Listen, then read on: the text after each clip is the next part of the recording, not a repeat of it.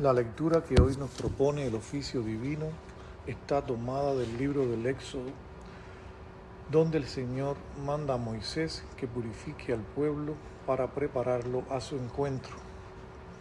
Dios desea manifestarse a su pueblo y confirmar con su presencia la misión confiada a Moisés.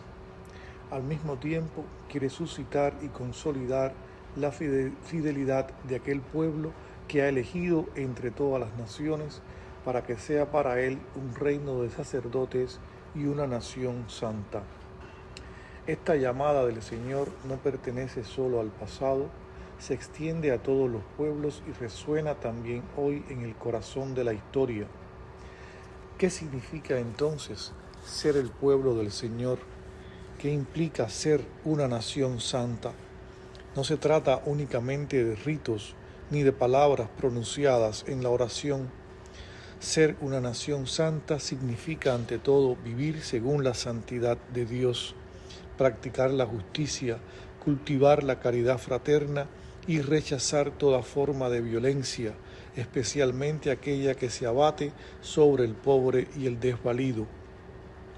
En un mundo herido por guerras injustas y por el escándalo del genocidio, la vocación a ser una nación santa se convierte en una llamada clara y exigente. Ser signo vivo de Dios es ser signo de paz, testigo de justicia y custodios de la dignidad de todo ser humano. Primera lectura del libro del Éxodo. A los 3 meses de salir de la tierra de Egipto, aquel día los hijos de Israel llegaron al desierto del Sinaí. Salieron de Refidín, llegaron al desierto del Sinaí y acamparon allí frente a la montaña. Moisés subió hacia Dios. El Señor lo llamó desde la montaña diciendo: Así dirás a la casa de Jacob, y esto anunciarás a los hijos de Israel. Vosotros habéis visto lo que he hecho con los egipcios y cómo os he llevado sobre alas de águila y os he traído a mí. Ahora pues, si de veras me obedecéis y guardáis mi alianza, seréis mi propiedad personal entre todos los pueblos, porque mía es toda la tierra. Seréis para mí un reino de sacerdotes y una nación santa. Estas son las palabras que has de decir a los hijos de Israel. Fue pues Moisés, convocó a los ancianos del pueblo y les expuso todo lo que el Señor le había mandado.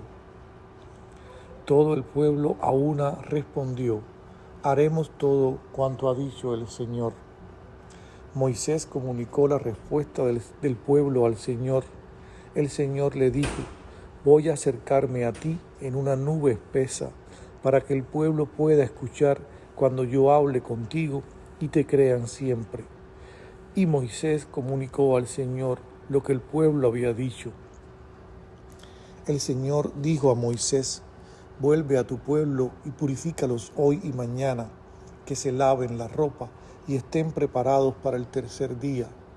Pues el tercer día descenderá el Señor sobre la montaña del Sinaí a la vista del pueblo.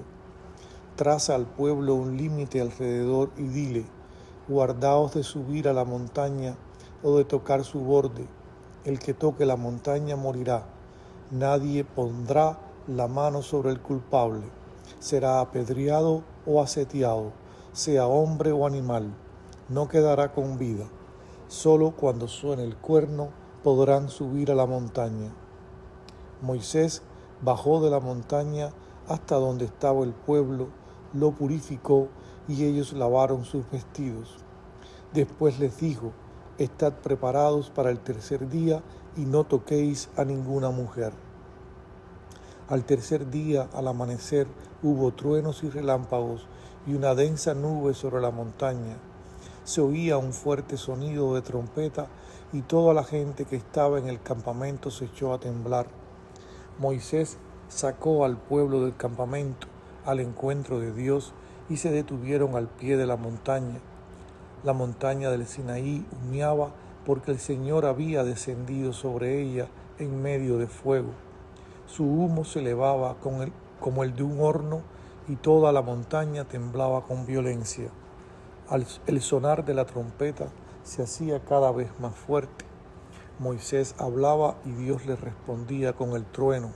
Todo el pueblo percibía los truenos y relámpagos, el sonido de la trompeta y la montaña humeante. El pueblo estaba aterrorizado y se mantenía a distancia. Entonces dijeron a Moisés: háblanos tú y te escucharemos, pero que no nos hable Dios, no sea que muramos. Moisés respondió al pueblo: no temáis, pues Dios ha venido para probaros, para que tengáis presente su temor y no pequéis. El pueblo se quedó a distancia y Moisés se acercó hasta la nube donde estaba Dios. Fin de la primera lectura.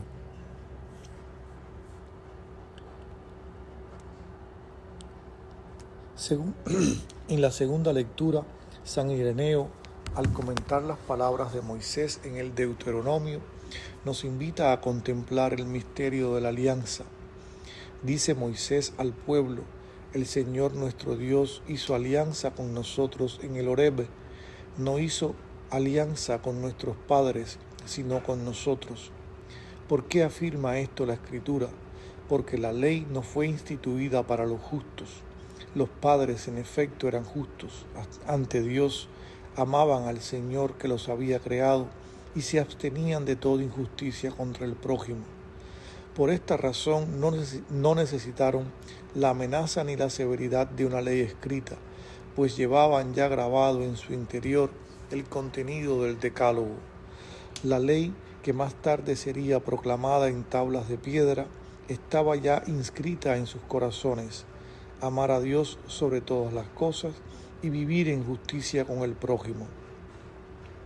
Así nos recuerda el Santo Obispo que la verdadera ley de Dios no se limita a palabras escritas, sino que está llamada a habitar en el corazón del hombre, para que la obediencia no nazca del temor, sino del amor al Creador y de la rectitud de la conciencia.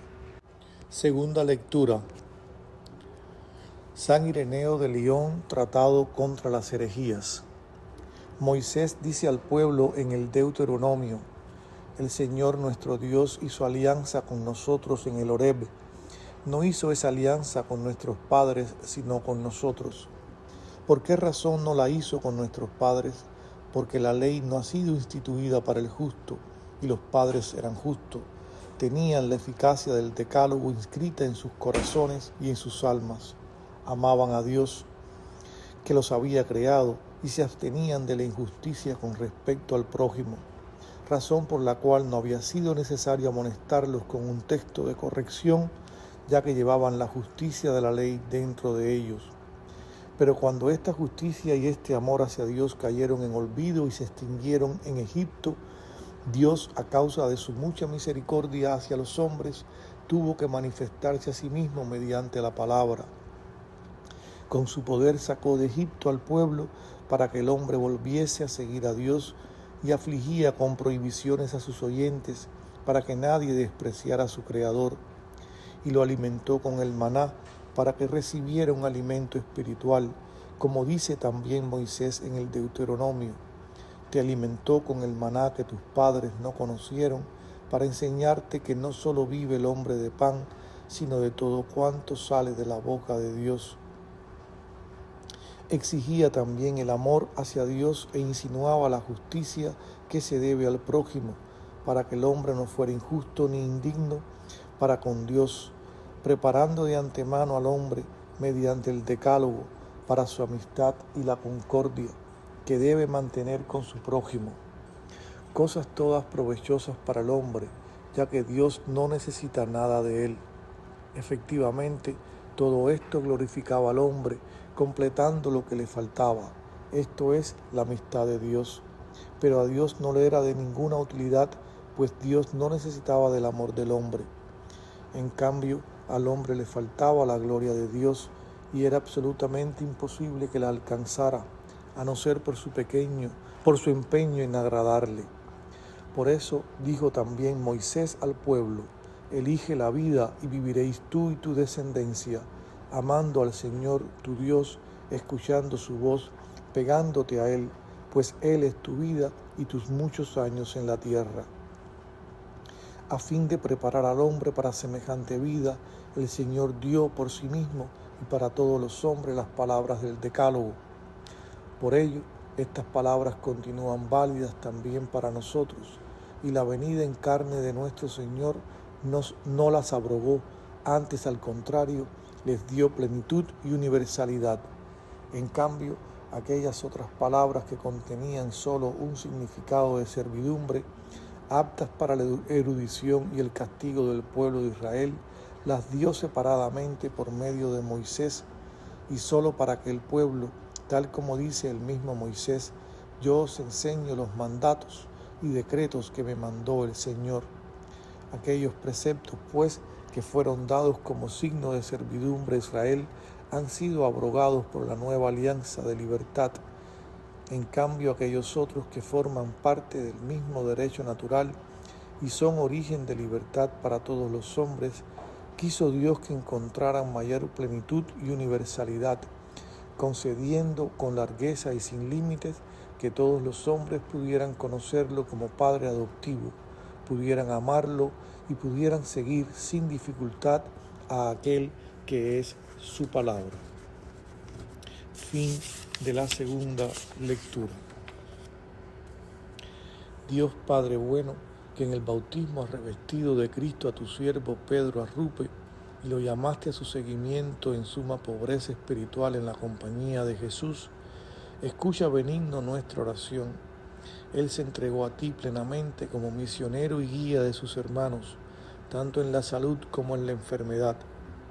Movido por el Espíritu Santo, lo has puesto al servicio de la fe, convirtiéndolo en maestro de discernimiento y dócil servidor de la justicia del reino. Con confianza te rogamos que a imitación de Jesucristo pobre y humilde, a quien amó entrañablemente, el Padre Arrupe pueda ser reconocido como modelo de vida evangélica y testigo de cómo ser profetas en el mundo, animándonos a ser en toda cultura hombres y mujeres para los demás. Por su intercesión y para tu mayor gloria, te pido ahora esta gracia particular.